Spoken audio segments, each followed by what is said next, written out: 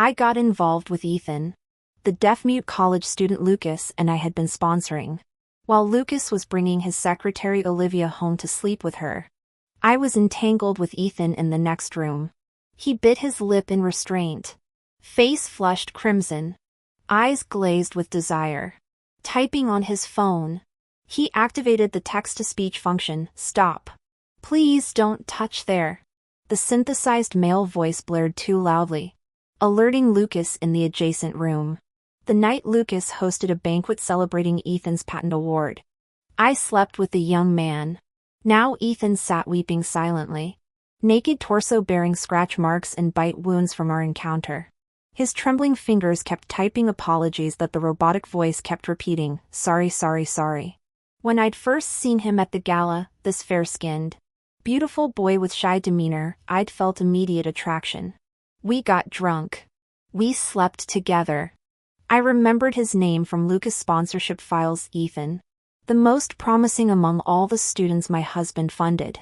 He kept typing frantically, tears dripping onto the phone screen. When I asked if this was his first time, he ducked his head in confirmation. Smiling, I caressed his cheek. Don't worry. This stays between us. I wasn't concerned about Lucas finding out. My husband had been working increasingly late, always calling with the same excuse, don't wait up. Darling. If he wanted to play devoted spouse, I'd play along. But his mistress Olivia grew impatient with our charade. When Olivia helped drunken Lucas through our doorway that night, her triumphant smirk said everything. Mr. Anderson gets so clingy when he's drunk. She cooed, his arm draped around her shoulders. I inspected my husband's disheveled state. Stray dogs always roll in the worst garbage. Olivia's face twisted at the insult. The 24-year-old Ivy League graduate had been sleeping her way up the corporate ladder. Her affair with Lucas poorly concealed among his inner circle. She didn't know I'd been aware for months. Young mistresses always reveal themselves eventually, the desperate need to flaunt stolen moments. The poorly veiled barbs. Let her have her temporary victory. I had Ethan's fresh innocence waiting upstairs. His mute loyalty far more entertaining than this cheap spectacle. So I deliberately posted an Instagram story showing Lucas carrying me home, captioning it, with you here. I fear no darkness. So romantic I couldn't help liking it. The photo got deleted within minutes. Olivia DM'd me apologizing, please don't misunderstand.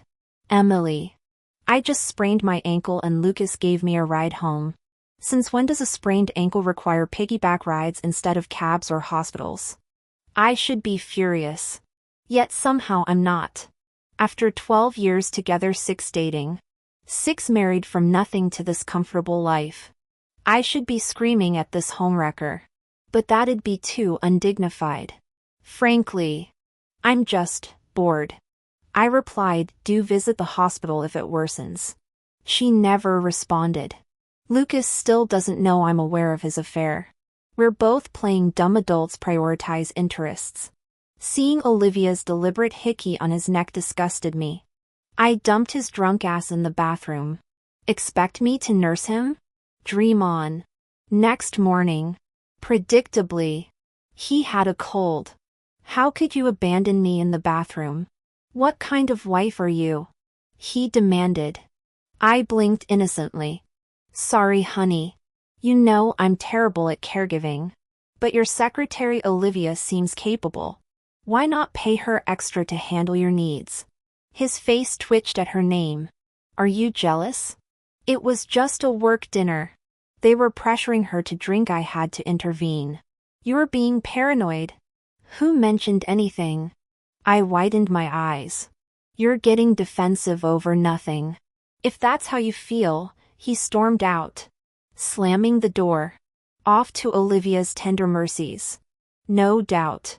Checking his recent purchases: Chanel, Balenciaga, Hermes, all funding Olivia's wardrobe. If I don't spend his money, his mistress will. I immediately dragged my bestie shopping, buying every luxury in sight. At dinner, I spotted Ethan bowing repeatedly to customers. 2 weeks since our hotel encounter. Part of me wants to keep him, but his prudish act suggests he'd refuse. Because the water accidentally spilled on the guest. Though it was the guest who bumped into Ethan first. Yet the man kept aggressively demanding. Do you know how expensive this outfit is? You could work your whole life as a server and still never afford it. Cat got your tongue? You mute or something? Noticing Ethan's hearing aid. The guest paused before sneering.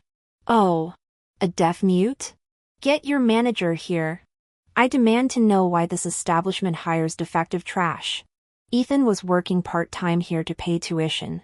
With his critically ill mother and the $10,000 bonus Lucas had given him likely drained by hospital bills. Losing this job would leave him destitute. I stepped forward, shielding Ethan behind me despite the staring crowd. His tear-streaked face glistened with helplessness, unable to speak. He couldn't even apologize. I'll compensate you, I stated. Who the hell are you? This isn't your business. The man spat, yanking a stack of cash from my purse. I slapped it across his face. Enough? Another wad struck his cheek. Need more? I've got plenty. What's so impressive about bullying the vulnerable? After the cash shower, I grabbed Ethan's wrist and marched out. My best friend gaped at me and the trembling college student I dragged along. Isn't he that kid Lucas sponsors? She whispered, recalling the charity gala.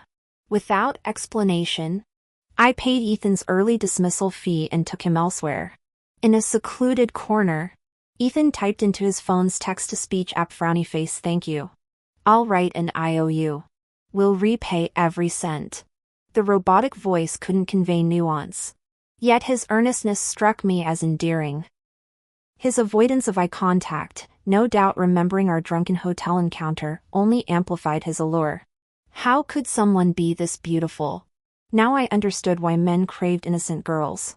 I craved innocent boys. Grabbing his hand, I proposed, be mine. I'll fund your needs. No more grueling shifts. He recoiled like scorched. His device blaring frowny face your missus. Anderson! This is wrong. Bystanders stared as I laughed at his moral rigidity. Relax. Lucas and I have an arrangement. He just doesn't know about my extracurriculars yet. The revelation shattered Ethan's idolized image of his benefactor. His Bambi eyes widened, fragile as spun glass. But his stubborn ethics prevailed. He fled like Cinderella escaping midnight. Fine. His loss. Plenty of fish in the sea. Not like he's that attractive anyway. My best friend immediately started bombarding me with calls. What's going on with you and that college boy? I spilled everything to my best friend. I slept with Lucas on the day he hosted that banquet. My best friend screamed in disbelief. What? I hadn't planned to tell her about Lucas' affair initially. But the words just tumbled out. After confessing, I felt strangely relieved. Those two bastards. My best friend cursed. How dare he? She never imagined Lucas could be this kind of person. Neither did I. After all, he's perfect in everyone's eyes. Family, lovers, friends, even strangers see him as the ideal man. But that golden exterior hides a rotten core. If I were still 20, I'd scream and confront him dramatically. But at 27, I just appreciate that college boys have great stamina and toned bodies. When my friend asked about divorce plans, I shrugged. It makes little difference to me either way. She stopped talking and started flooding my phone with hot guys' profiles. Young, handsome, ripped, each more tempting than Lucas. Yet every face made me think of Ethan. The boy who communicates through actions rather than words. Who works desperately hard while crying silent tears. I encountered Ethan for the third time at the hospital, wanting to check for STDs after Lucas' unknown infidelity timeline. I also scheduled a full physical. There he was in the corridor, clutching payment notices with trembling shoulders, face buried in shaking hands. I shouldn't have interfered. He'd clearly rejected me before. Yet my conscience twitched. My investigation later revealed his mother's ICU stay draining resources. The $10,000 from Lucas evaporated instantly. His part-time earnings couldn't keep pace with medical bills. Lucas only covered tuition, not treatment. Now needing emergency surgery costing $100,000, where would a student get that? I anonymously paid the deposit. Consider it karma points. But Ethan somehow traced it to me, appearing at my regular bar days later. My friend elbowed me excitedly as he approached. "Go get him." In the VIP lounge, he expertly typed on his phone's text-to-speech, "Thank you. I'll repay you." Perched on the velvet couch, I smirked. How exactly? Panicked typing. With interest. Every penny. My stiletto grazed his calf. He flinched backward. "You know what I want." From the very beginning, what I truly craved was his body. Lucas Anderson's face twisted with conflict as an internal war raged within him. After agonizing for what felt like hours, he finally clenched his jaw and removed his shirt. Just as I marveled at his unexpected compliance, he suddenly dropped to his knees before me. Trembling fingers fumbled with the zipper of my dress as he tilted his head up to press clumsy, inexperienced kisses against my lips. His cheeks burned scarlet, eyes shimmering with unshed tears. Yet he persisted with heartbreaking earnestness to repay me properly. Afterward, he drowned in waves of anguished guilt. His phone's text-to-speech function blared, "I'm a monster. I've wronged Lucas. I'll stop accepting his financial aid immediately."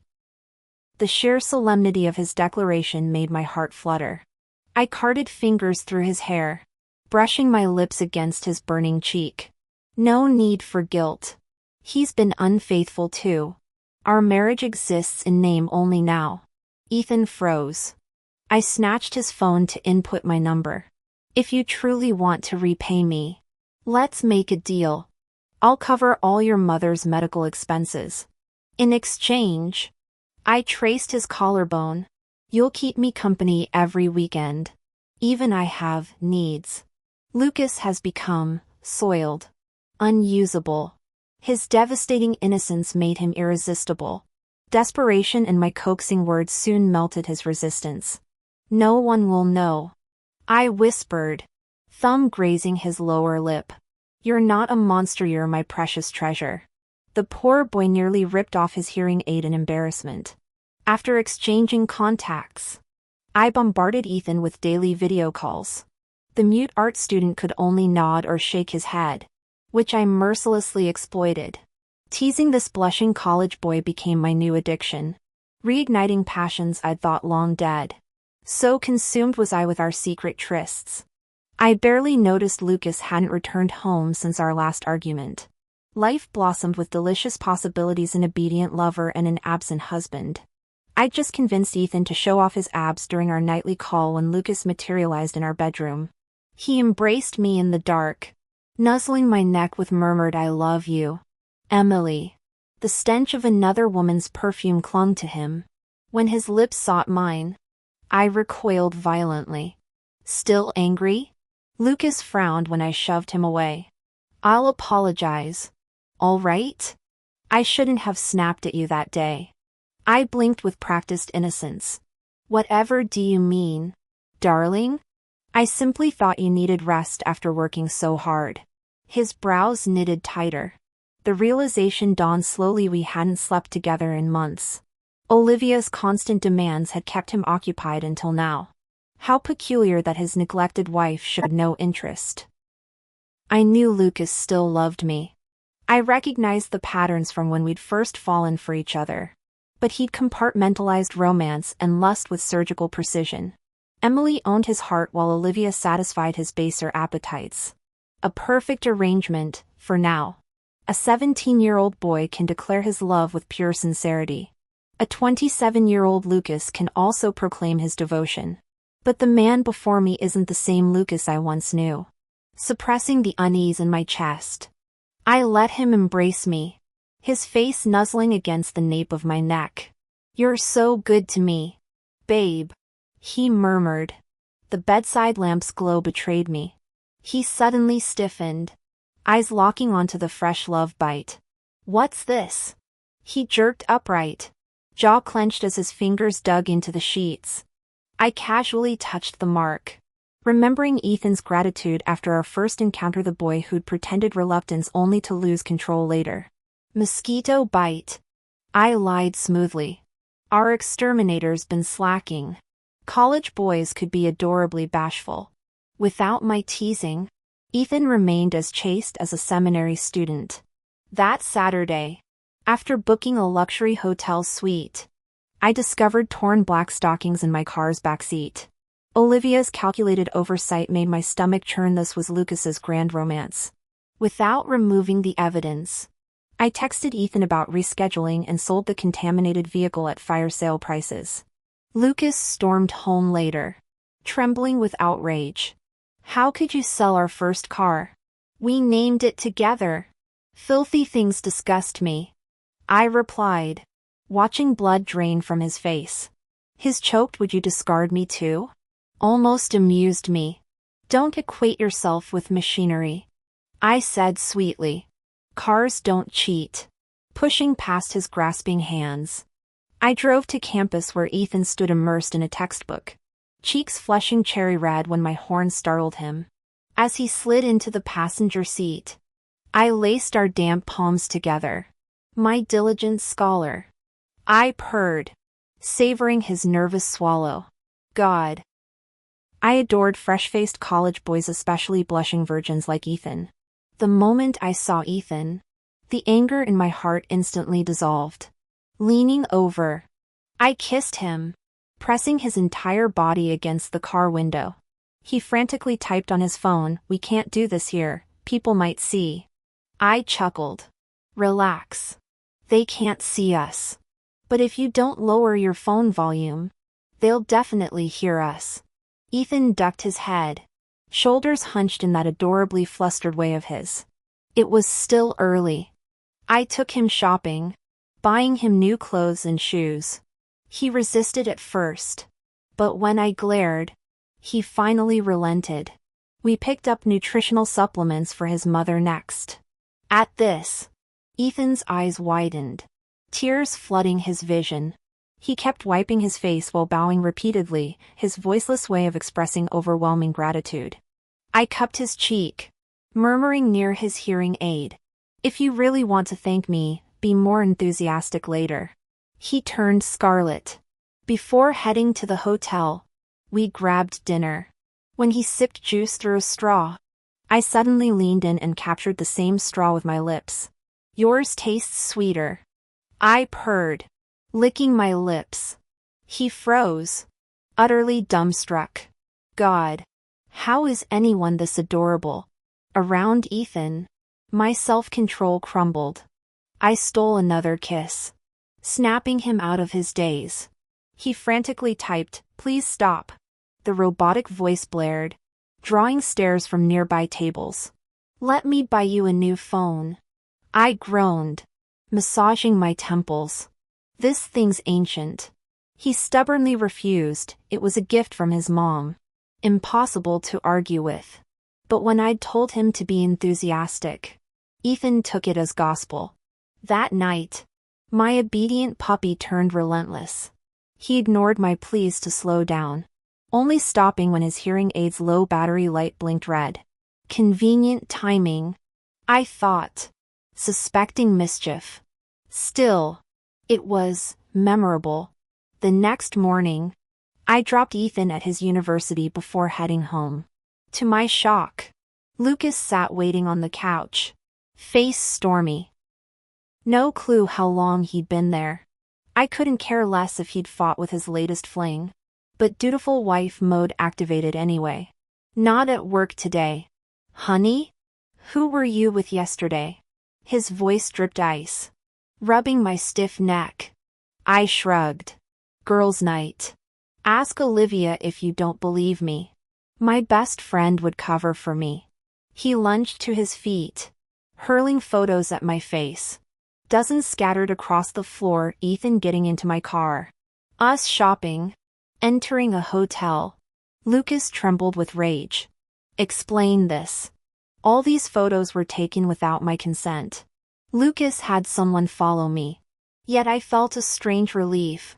Like I could finally stop pretending. You cheated. With her. Of all people? How could you both do this to me? I clicked my tongue impatiently. Dropping the act. Couldn't you have played dumb? I never said anything about you sleeping with your secretary.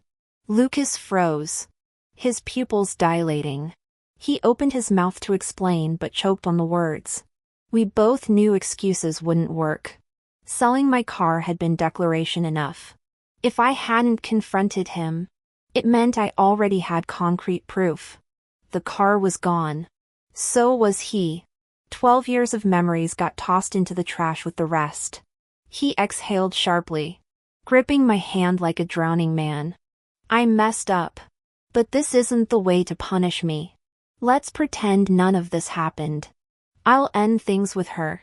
We'll start fresh. I smiled without answering. Punish him? My nights with Ethan had nothing to do with revenge. Truth was, our marriage had grown stale. I'd never have discovered how thrilling a guy like Ethan could be if Lucas hadn't broken the seal first. Start fresh? That snake Olivia would never let him change. She came for me the next day. Mascara bleeding down her cheeks. What did you tell him? She shrieked. He's firing me. Cutting all contact. The girl genuinely loved him. She couldn't even bother acting composed anymore. I kept my voice honey smooth. I did nothing. Maybe his conscience finally woke up. He doesn't love you. She spat. He told me you're boring. That he's been sick of you for years. I'm younger. I make him happy. We'll see who laughs last. Let her run. I'd outgrown the age of crying over men. Life's too short. Bad partners get replaced. Happiness comes first. Lucas kept his word. Suddenly playing model husband, cooking, cleaning, coming home nightly. He suggested having children. Thank God he'd used his career focus excuse these past 6 years. I moved to the guest bedroom. His touch made my skin crawl. I'll wait, he said, desperation staining his words. However long you need. Don't you remember how we used to be? People make mistakes. Give me a chance to fix this. Our friends pitied his groveling. A reformed man is golden.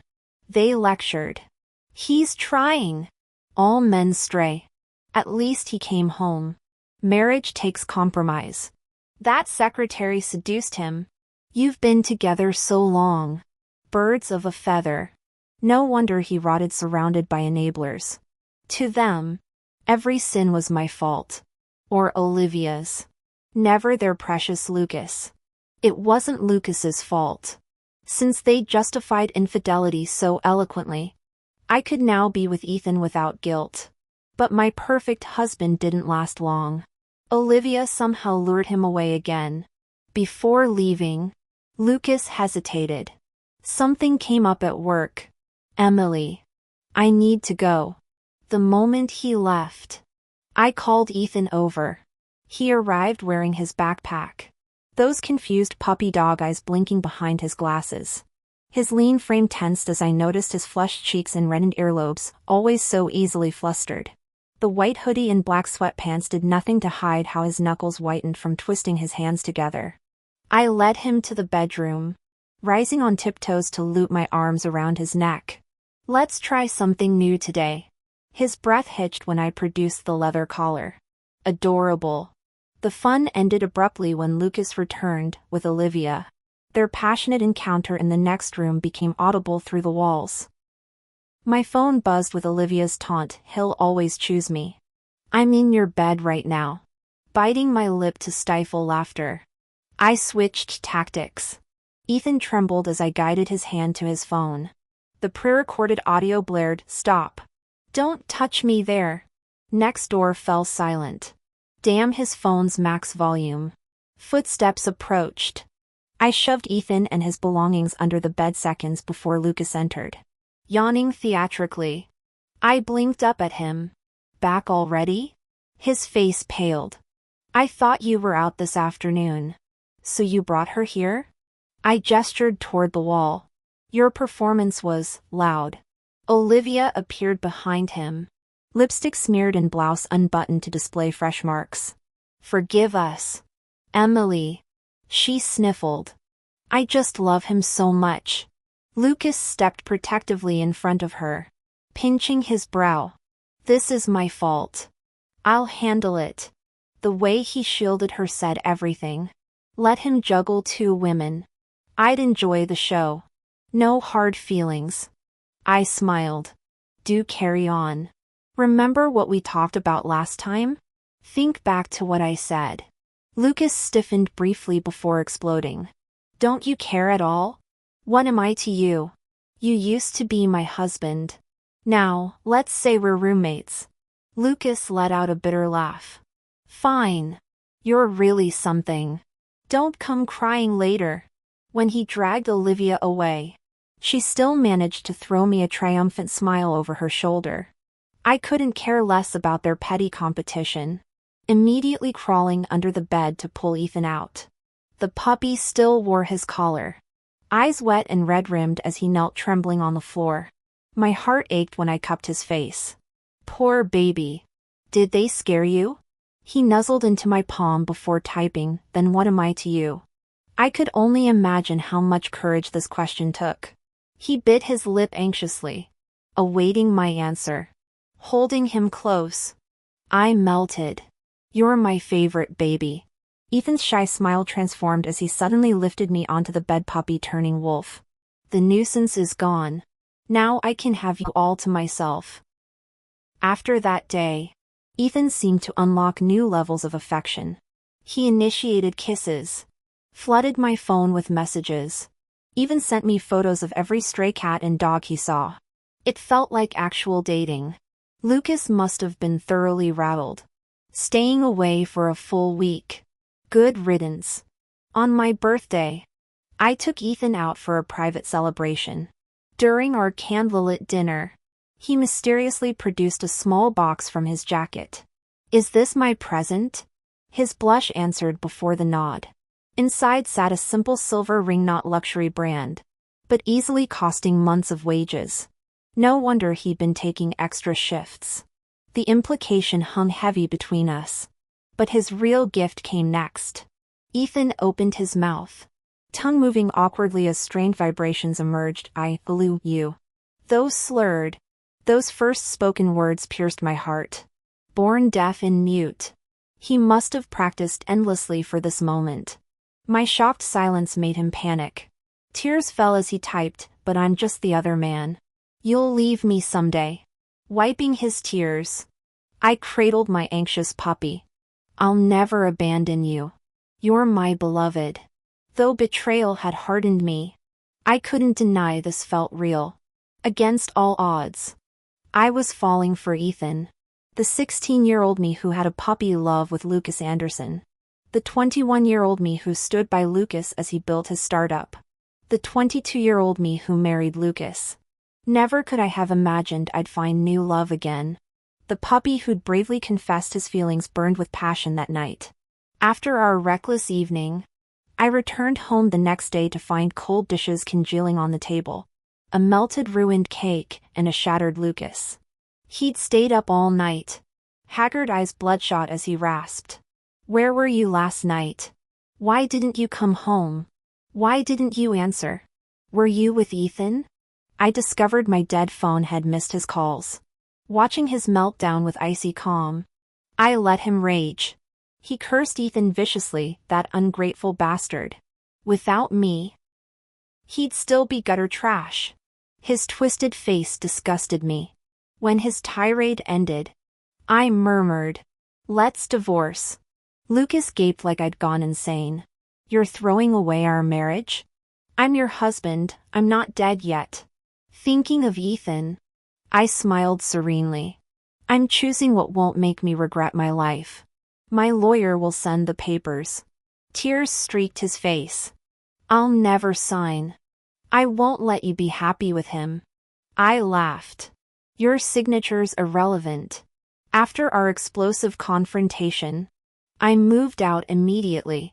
Though no longer involved with the company, my investments and stock trades provided ample funds. I even coaxed Ethan to leave campus and move in with me. Our cozy domestic life felt like paradise. His brilliance shone when a tech giant acquired his award-winning patent, hiring him at an executive salary. With his first paycheck, Ethan bought me a diamond ring far beyond our student budgets. He slipped it onto my sleeping finger one night, grinning like we'd already exchanged vows. I left it on. His joy was worth the pretense. But Lucas resurfaced after receiving the divorce papers, ambushing us outside our apartment. He jabbed a finger at Ethan's face. "You backstabbing leech. I should have let you rot in poverty." Ethan hung his head, the other man label burning his conscience. I shielded him as Lucas had once protected Olivia. "Stop this tantrum." I pursued him, "The fault's mine." Lucas crumpled, every word choking him. When he finally whispered, "I'll never agree to this," I shrugged. "Sue me then. I've nothing left to lose." But ask yourself, can your precious company survive the scandal? The autumn wind carried his broken sobs as we walked away, Ethan's hand trembling but warm in mine. "Do you really have to do this to me? How did we end up here? I'm begging you. Okay? I was wrong. I truly know I was wrong. Please don't divorce me." Ethan suddenly grabbed my hand, his pleading eyes searching mine. I knew he feared I might soften. But this woman never pities unfaithful men. He was the one who abandoned 12 years of commitment first. He wanted excitement beyond our stable life? Fine. If he couldn't handle tranquility, he didn't deserve it. I gripped his hand tighter, leading him home. "Take your time crying. We're leaving now." Lucas ultimately signed the divorce papers after I accompanied Ethan to visit his recovering mother at the hospital. Her surgery had gone well, the world gradually righting itself. Before entering the Civil Affairs Bureau, Lucas asked if I loved Ethan. "I feel with him what we experienced in our early days." I answered truthfully. Ethan held me in a lingering embrace outside the government building, pressing my palm to his face. My thumb brushed his dimple. Now my loyal Ethan could rightfully stay by my side forever. His career flourished simultaneously. Fresh out of college, he'd already become indispensable at his firm. Every earned dollar went to his mother's medical bills and my happiness. Yet he still saved religiously. "I'll buy us a home in the city," he'd vow, "and become worthy of you." Later, we heard Olivia carried Lucas's child. He despised both her and himself, demanding termination. The miscarriage drove Olivia to arson. Their survival left them severely burned, dependent on caregivers for life. Ethan proposed when these events unfolded. Did I feel anything? Satisfaction. Deep, primal satisfaction. Without Lucas, his enabler friends crumbled to bankruptcies, debt collectors, fleeing mistresses. Today's soulmates become tomorrow's strangers. Love's fleeting nature never frightened me. Men are plentiful as sand. I live in present pleasures, not future promises. A week before our wedding, legal documents arrived. Lucas's entire estate transferred to me. An unknown number texted frowny face Emily. "I'm leaving. Be happy." His final confession. That proud man had exhausted his dignity begging forgiveness, refusing to exist as his scarred shell. What can I say? All I can tell you is this. Lucas, try being a decent human being in your next life.